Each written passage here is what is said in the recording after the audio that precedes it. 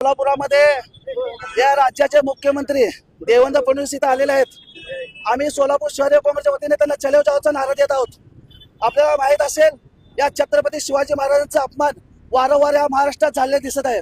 परवा दिवशी धीरेंद्र शास्त्री महाराष्ट्रात आले होते.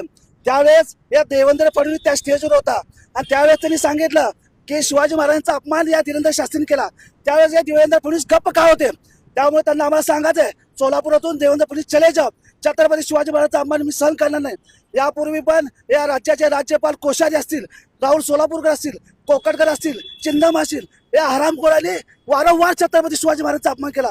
हा अपमान हा युवक काँग्रेस सहन करणार नाही. यासाठी आम्ही त्या मैदानामध्ये देवेंद्र फडणवीसचा निषेध करण्यासाठी आम्ही युवक काँग्रेस त्या ठिकाणी जात आहोत. पोलिसांनी आता अडवलेलं आहे. काय पोलिसांना पुढे करतात का?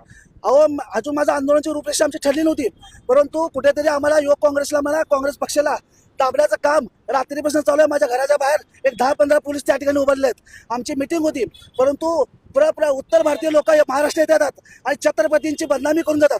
हा देवेंद्र फडणवीस का गप्प आहे? त्यासाठी आम्ही आज या ठिकाणी रस्त्यावर उतरलो आहोत.